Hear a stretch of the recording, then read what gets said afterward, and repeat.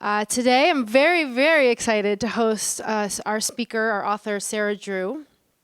And I have a little intro for her to talk about the Gaia Codex, talk about feminine wisdom and the evolution of technology. I actually know Sarah as a personal friend, and I think she's one of the most inspiring women who embodies feminine values. I think if you just watch her on stage, you'll know what I mean. But I'm really pleased that she's here today to talk about her book. So a little bit about that, and we'll go ahead and hand it over to her. So basically, the Gaia Codex is what we're going to talk about, and this is both an ancient found wisdom text and a sumptuous epic novel. Gaia Codex reveals the hidden histories of a world long forgotten, the secret wisdom of an ancient lineage of women. Set in a near future of impending societal and environmental collapse, the novel is a tale of hope and remembrance, as well as an inspired vision of humanity's origins and on the potential we hold for conscious evolution. Very important topic. With growing numbers of international readers, Gaia Codex is a flourishing phenomena that is capturing the passionate spirit of the feminine rising and our deepening reconnection to our Mother Earth, and very timely with Earth Day coming up. A lifelong explorer of cultural and consciousness, Sarah has traveled the world from the high plateaus of Tibet to the jungles of the Amazon to remote villages in Bhutan. She studied religious studies at UC Berkeley and has lectured internationally and at the graduate level on topics such as technology and consciousness and the design of mind. Sarah's consulting and innovation firm MetaMuse brings seasoned expertise in the areas of innovation media, emergent technologies, and evolutionary culture. MetaMuse works with clients and companies to help shape regenerative vital cultures that catalyze the optimum potential of the human species and honor the sanctity of Mother Earth. Sarah lives in Mill Valley, so she's local, and please welcome Sarah. Thank you. Thank you, Rachel. It's wonderful to be here with all of you today, to be here at Google. And may our time here together benefit all beings and benefit life. We're going to be doing a little exploration about how we as a species can create vibrant, regenerative cultures at this critical point in our evolution. And now, a little bit later, we're going to go deep into the Gaia Codex, and we're going to be looking at how we as women and men can reconnect with the ancient wisdom that is the feminine wisdom traditions. But right now, I want to look at how we can create conscious, wise technology. There's an ancient body of wisdom and an emergent cultural knowing that our Mother Earth, Terra Gaia, is a living, breathing entity. We are part of her, and she is part of us. She is consciousness, the pure vibration of consciousness, and she is matter, evolving, learning, experimenting, and breathing. And in this stream of knowing, we are but one of the many forms of life, co-emergent with her over time. Pythons and elephants, redwood trees and lotuses, ancient Torontosauruses, saber-toothed tigers, and ferns whose origins spread back 350 million years in their origins. We human beings, we Homo sapiens, have only been here for a blip in time in the history of Mother Gaia, 200,000 years in a 4.5 billion year history.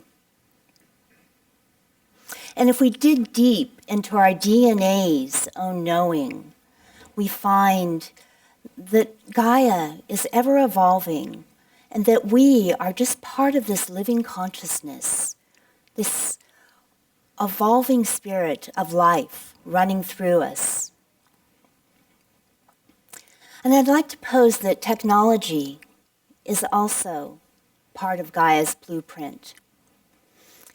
Now, in its optimum form, technology is consciousness manifest and deeply resonant with life flourishing here on Mother Earth. I'm going to say this one more time. In its optimum form, technology is consciousness manifest and deeply resonant with life flourishing on Mother Earth. Now, there's a lot of debate right now about different scenarios of how we're evolving as a species, and especially in regards to technology. And kind of the simplistic polarity of that right now can be one, on one hand, there's the AI singularity, human beings and carbon life would become obsolete. This is a scenario that we've seen played out in many Hollywood movies at this point. One of the factors of this is that technology is seen as something separate from us, and technology is also, and Mother Gaia, in this sense, is seen not as a living, breathing entity, but as a resource to be extracted to develop technology. What I'd like to pose is that technology is indeed actually part of ourself, and that we are sacred technology. And in particular, our Mother Earth is one of the most extraordinary technologies that we can learn from. 4.5 billion years, our Mother Gaia is a 4.5 billion years library of wisdom, of living technology.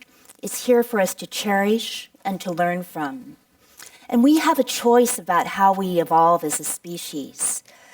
We're all part of the participants in this game, in this divine play. There's a wonderful word, Sanskrit words, lila, which means the divine play that creates worlds.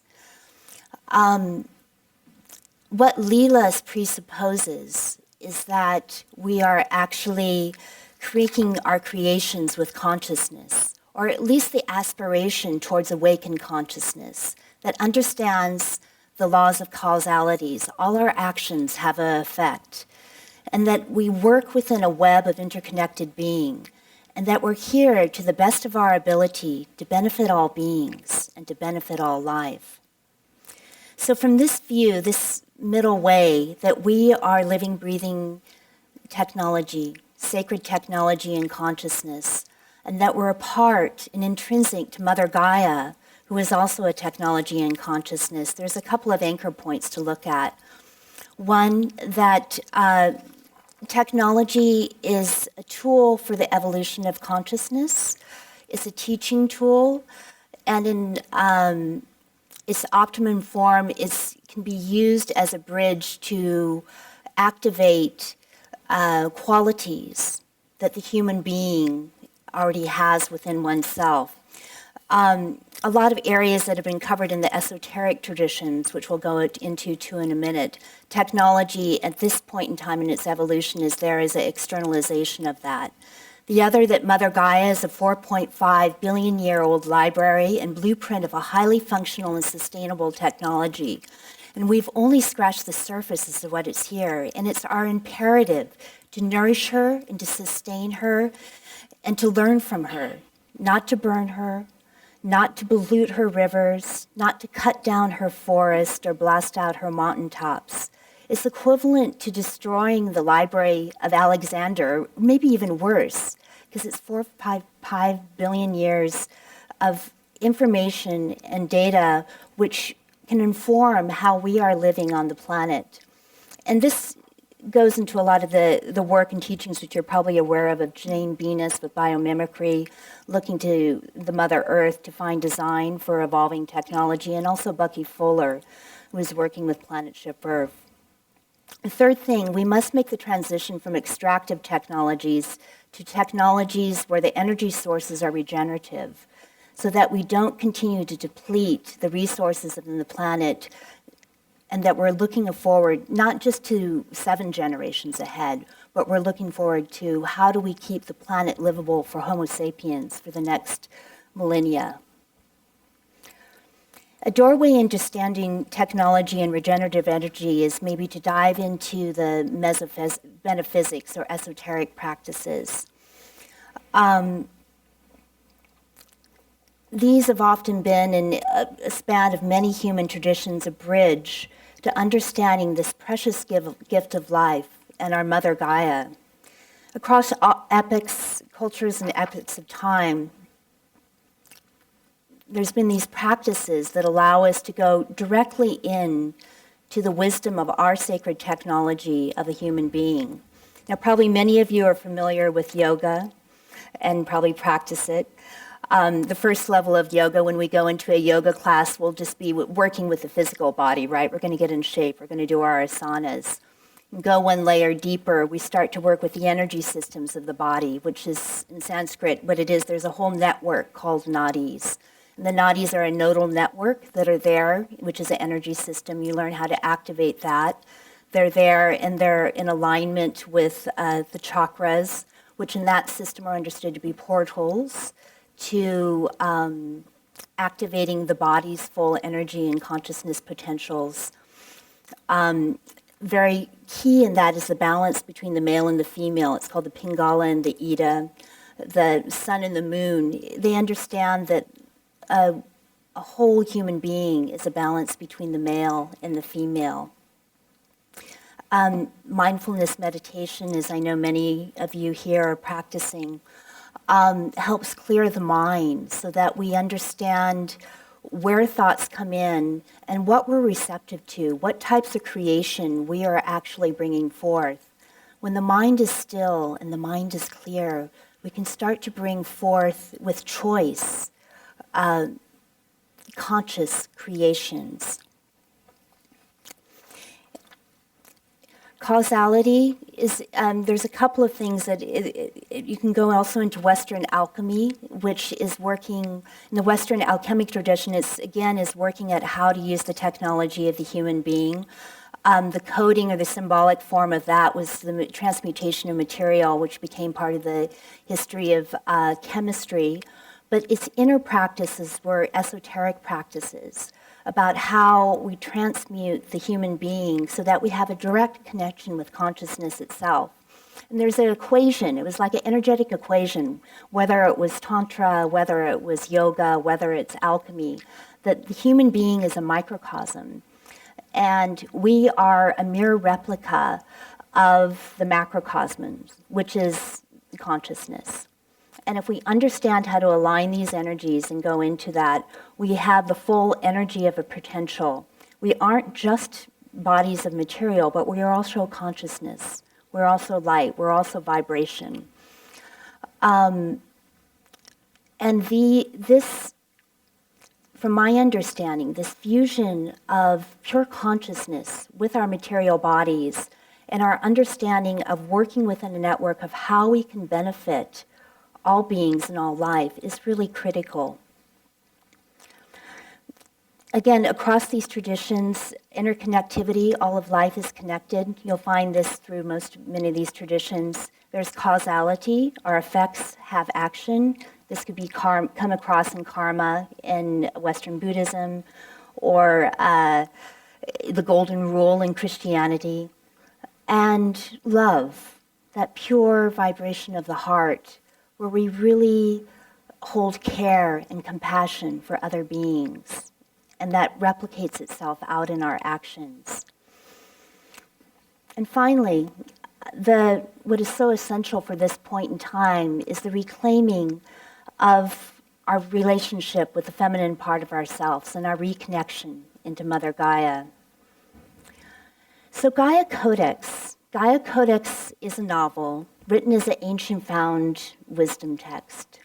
It's about an ancient lineage of women called the Priestesses of Astera, who've been holding rejuvenation codes for the planet for millennium. The story takes place a flash moment of, right after now, when there's environmental crisis, a culture right at the brink of either transformation or collapse. It's also a remembrance into the deep roots of our collective past.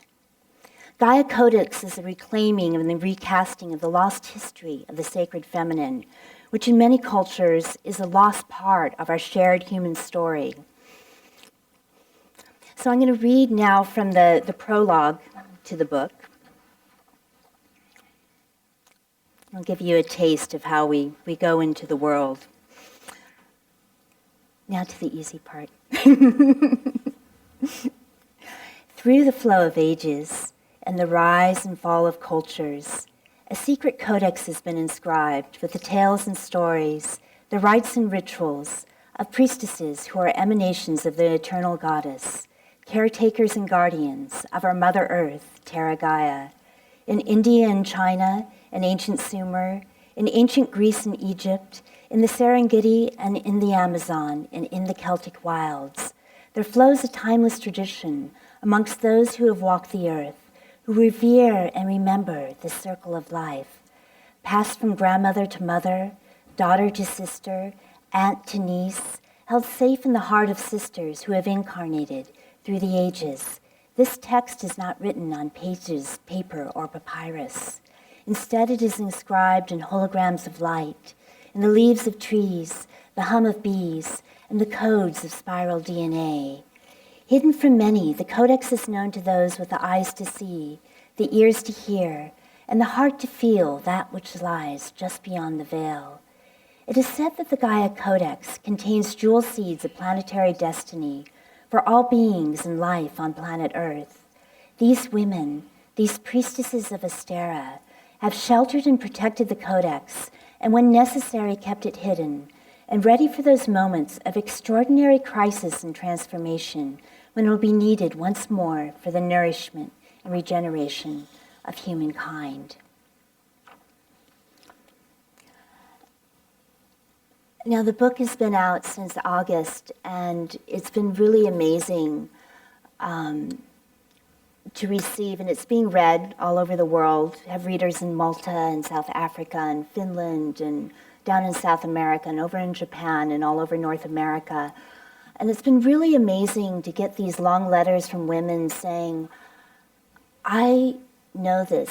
There's something that I remember. And what they will describe is their own childhood memories, their own breakthrough memories. And many of us have had this when we've gone into a place that's either ecstasy or crisis, where the veils become a little thinner and we remember these essence truths about our own soul, about our people. And each of the women that are writing are adding in their own story. And how I understand the Codex is working is more as an open source code. It's a narrative, but it's also there as an activator for our essence connection with life. I want to read another passage here. And these are from, at the beginning of each of the chapters, there's these codes, or Gaia Codex nodes. There are priestesses of Astera whose bodies and minds have been dedicated as temples of memory. Into these women's bones, flesh, and organs, into their very cells are poured historical events and knowledge for safekeeping. In these women, these memory keepers, are stored jewels of revelation, boons for healing and creation. Some say the true gift of these women is their ability to seamlessly connect with all life itself, to read the ancient records in the tiniest grain of sand, in the veins of a leaf, in a constellation of stars, or in the softness of a kiss upon the lips.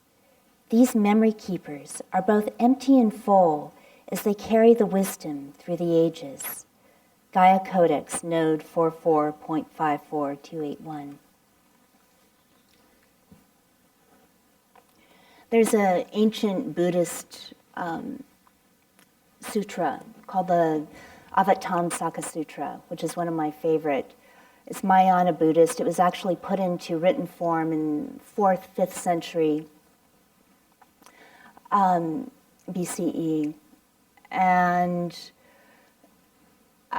what it is this amazing holographic text of how this reality is structured. It's 1,000 pages in written form. And it talks about, very central to it, Indra's net, which probably many of you know about. And an Indra's net is this infinite dimensional net where at every node there is a pearl that reflects all the other pearls. And it's talked about as an inner technology that has been discovered by people who, in this case, were following the Buddhist path. And we're going on the path of being a bodhisattva. The book also talks about the stages of becoming a bodhisattva and how we cultivate that. And there's some beautiful descriptions of the body. They call it the Buddha body, but it's our body when we are in awakened consciousness. And it'll talk about billions of worlds being on one little strand of hair. And, each fingertip holds the eons of the ages. And so it's this way of where we become multidimensional beings through conscious contemplative practice. And I would say, as women, we have a very close relationship to our bodies and a care of our bodies as containers of the universe and containers of life. Working with women, when I've done that, kind of the entry point often is first that place of where we're feeling the pain and the sorrow of generations of unbalance. And, all of us as human beings, and for men too, we're both male and female. And balance is what we are striving for right now, what we're cultivating, what we're nourishing. So it's cultivating the activation of the feminine rising, but it's also cultivating the honoring of the masculine part of ourself in relationship to the female. One of the sacred technologies that women have is the circle. And the sacred circle is a way of activating energies and activating direct connection into wisdom streams as it's understood in the sacred feminine. It's an activation of the matrix, but the original meaning of the matrix, which means womb. I also, kind of makes me laugh that hysteros is Greek for the wandering room. So hysteria happens when the womb is wandering. So it's important to anchor these circles and to anchor it together with other women. It becomes a place where we can start to directly connect with the codes of the planet, directly connect with the wisdom that wants to come through, directly connect with the creations that want to come through right now and give life and form. This technology of the sacred circle with women gathering is a means to activate new life and to connect to life. I think there's really many women right now that are giving voice to this rising sacred feminine within us, and many men that I've met too that are supportive of it. It's a call to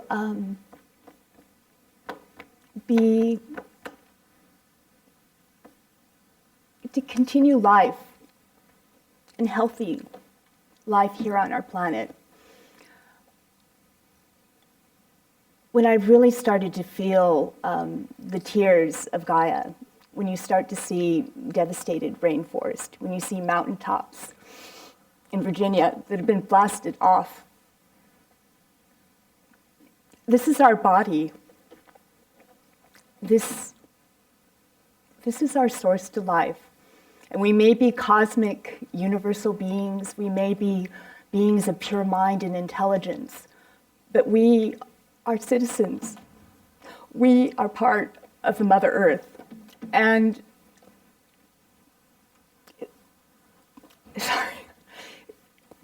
if we destroy her in the way that we're going right now, it will not be here for our children. And we have a responsibility as women and as men cultivate life.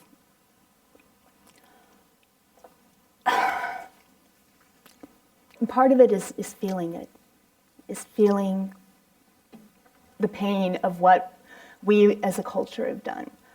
And it's not easy. We do a lot of things to intoxicate ourselves. All of us have. I have, to not feel. But we need to feel. And from that, we can create a new way of doing things.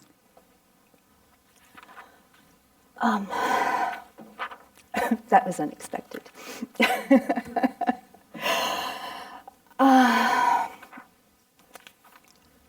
Where to go from there? I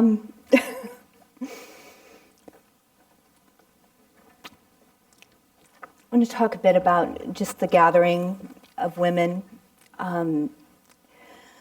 Again, from the book. It's called the Temples of Astera.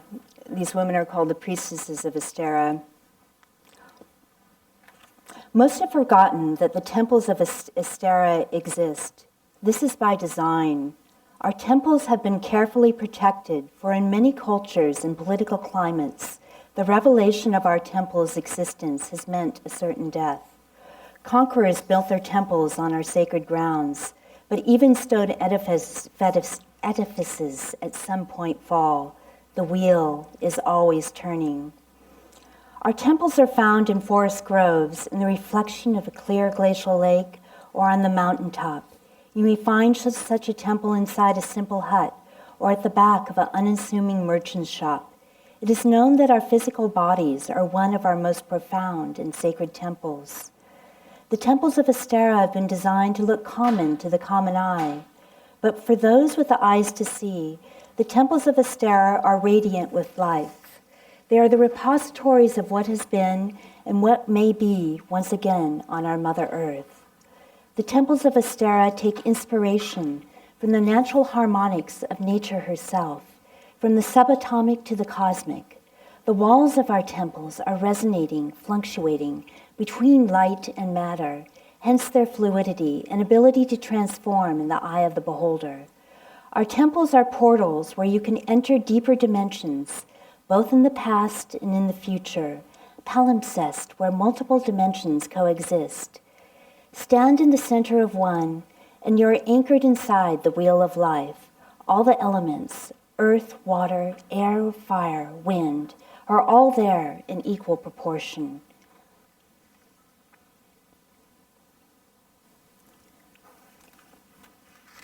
So I think the simplicity to close is that we are here as defenders of Gaia. We're the voice of Mother Gaia. Whether we are male or female, we're vessels into which the future becomes manifest in every one of us. It's time for us to wake up from the days, the Maya of repetitive action, to go deeper into our essential consciousness, and to understand when a meme or a seed is implanted inside of us, and to understand and give caution to what we're propagating for the future. For those of you here who are essential to shaping reality through technology, consider the impact of what we're creating on generations to come. Let's create wise, conscious technologies which nourish life and consider the well-being of all being. And for the women in the audience, it's important for us in particular to return to our ancient ways, the tried and true technologies of our lineage. But to do it for at this moment now, at this critical choice point, it's time for us to gather in circles, large and small, and to open the portals for what has been long hidden and forgotten. For we are defenders of Mother Gaia, and we are defenders of life. And we're here to create a vibrant, life-affirming future for our children and our children's children for generations to come. Thank you.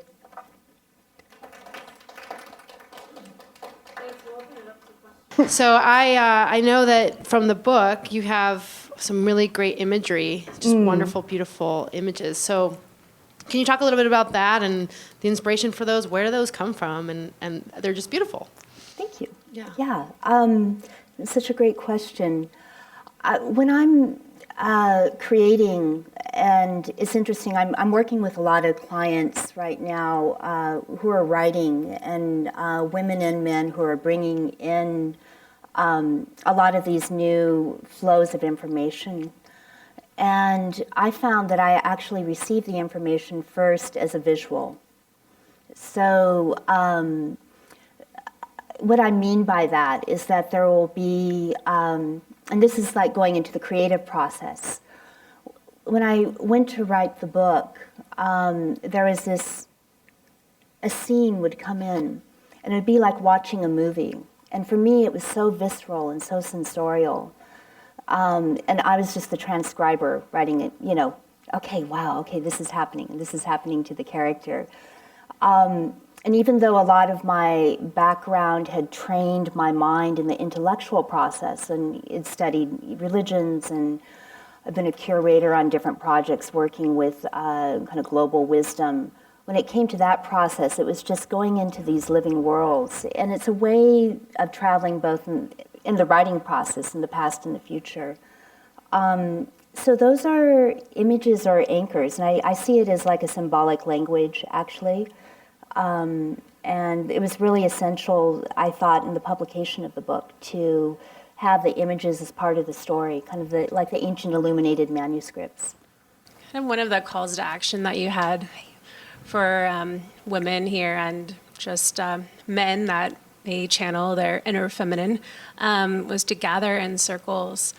And I wonder if you could share more like what you mean by that. Is that more like a symbolic thing, or I'm thinking in my brain like new moon gatherings or something like where we gather on the fire and like share stories. I don't know. I'm curious if you have any suggestions. It's a great question. And I think, gathering in circle is something that's so natural once we go into it, especially for women, and I'm seeing it as a grounds roots call to action, but I'm also seeing it as medicine. We're doing it to come together because there's a lot of healing and transmutation that happens first, and that's really essential. And a lot of the energies that we're working with right now, none of us can do it alone. We need to do it together. And it really is this place where our personal life, our personal joys, our personal pains interact with the larger ethos of what's happening on the planet. With the Gaia Codex, there's been women that have been gathering around the book, around the planet. It's really wonderful. And we're going to be coming in the end of May, probably mid-May, we're going to be having just free online gatherings so that those that are gathering, and just some basic blueprints. I'm really big on people being able to access their own knowing, because I think what I've found when the circle's set up right, you can start to access these wisdoms, and you have these amazing things of stuff that maybe we haven't been taught that starts to flow through us. So, but anyway, we'll be having that, and I'll give my information at the end here, and it would be wonderful to see you here, all of you there. And men too, and get your...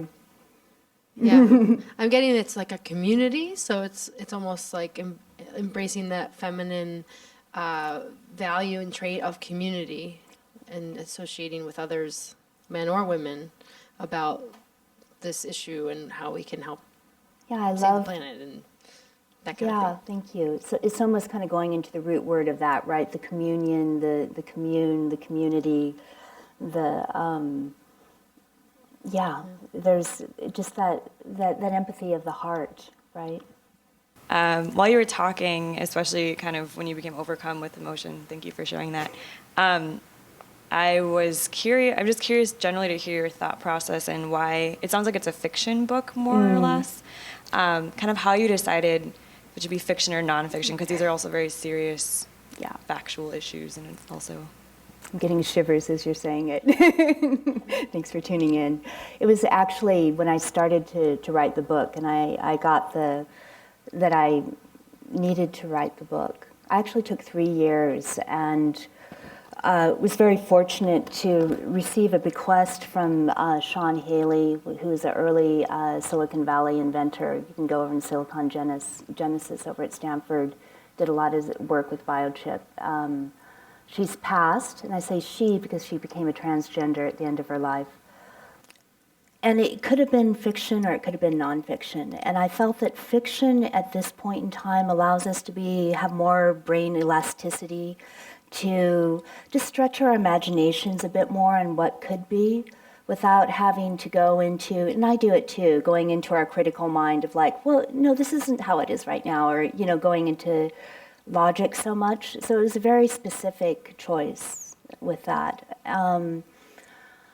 Just to give us more of and I wanted to give a real visceral, sensorial experience where sometimes with facts, facts done well are going to be visceral and sensorial, but I wanted to have more of this real, something we can taste and eat and smell, and it's a great question. I'm just about to finish this year and a half immersion called inner yoga, this whole thing, and I just started a new job here. And I'm kind of crossing these two worlds, so I'm glad you're here today. I'm glad you're here too. And I was just wondering more about your personal background of your spiritual influences or rituals that led to this, and if there's any, just certain practices that you do regularly, or rituals, or people you follow, anything else you recommend. Thank you. I'll make it brief. My journey's been a long one. When I was 19, 20, I started out in completely different field, and then which I know some Googlers did, that I needed to take 3 years off and travel around the world. And I ended up going to Tibet and India and down in the Amazon, and then came back and went to UC Berkeley and studied religious studies. I was in journalism to begin with. I was going to become a television anchor or something. and then from religious studies, I went into technology and had a high-tech startup in the 90s that was working with earlier forms of virtual reality. So my practice became the crack open. It wasn't pretty. It was messy. It was like me going and just the top of the head being ripped open, and all of a sudden everything that I thought was true wasn't true. And I needed to, my solution to that was to travel to Tibet in 1984 and sit with Buddhist monks. And a lot of my practice right now is in the tantric Buddhist yoga tradition. My main teachers are in Bhutan. And I meditate every day. I work with the goddesses. Sally Kempton, I don't know if you know of her work. She's been one of my mentors for many years. So the embodiment, I think for women, the Hindu and Buddhist tantric tradition for embodying the goddess I find really useful, because there are these whole templates, and they're almost like kind of synesthetic multimedia templates of how we can have all the information embodied in there. And it's a really interesting technology, actually, I think, because you have as you know, a mandala, but a mandala also has a linked connection into a mantra, which is a sound, which also has a linked connection into the image of the goddess, if that's easier for you to just kind of, I will be her, we'll resonate together, right? And so it's a fairly, I found, sophisticated system of embodiment, and they cultivate, this deep karmic compassion. So I really look forward to hearing more about your journey, because it just feels like it's something really big, and whatever I mean, not to put you on the spot in the room in front of Sure. We can talk after. But it feels, I can feel that after these couple of years, there's something quite extraordinary you're bringing through. So thank you. I had one more question. So when you were getting the visuals and trying to write this, was it Was it all at once, like it took 3 years to write, but did you just get an entire storyline and know what you were exactly going to write, or was it piece by piece and it unfolded over years? Like, what happened? Right. The way that I received the information, and it's interesting that in this Illuminated Creation writing program that we're doing right now, almost all the students that signed up for the program are receiving the information in similar ways, which is like a blueprint at first. I received it as kind of like a mandalic blueprint, and I actually took a piece of paper, drew down certain images, put down certain keywords of what the key memes, if you will, in the book, were there. And then I didn't pressure myself to say, okay, let's start at the beginning. I just let whatever scene would come up. And there's these key anchor scenes. One of them, for the Gaia Codex, there's this extraordinary gathering of women at the Chateau Lumiere. And all of a sudden I found myself in the midst of this room with women from all different cultures and places who were gathering at this particular time on the planet to bring about rejuvenation. And it was so sensorial. I mean, I was in tears, and my job as a writer at that point was just to, I was the scribe, really, So a lot of the key scenes would come like that, and pretty much in their complete form. And then narrative arc and structure, it basically took a heroine's journey. It was the narrative structure. And then, of course, editing is a whole other, I won't say editing's a bitch, but it's a whole other process. Well, I was very lucky to have some wonderful people to work with. Anyway, wonderful to be here, and thanks for your great questions. If you're interested in diving in deeper, you can go to www.gaiacodex.com. For those of you here today, the book is available over here. It's also available on Amazon as well as the website.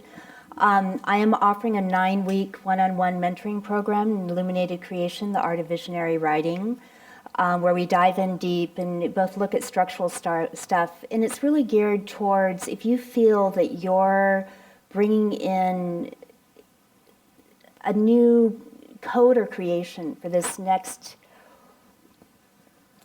phase of our human existence, then this is a good one. And women and men are invited. And finally, for those who have projects and startups who are working with emergent evolutionary culture, I consult with different companies and bring together wisdom circles of both men and women on how we can make this transition into evolutionary culture. And that's at metamusemedia.net, www.metamusemedia.net. So glad to be here with all of you. Great, today. thank you. Thank you.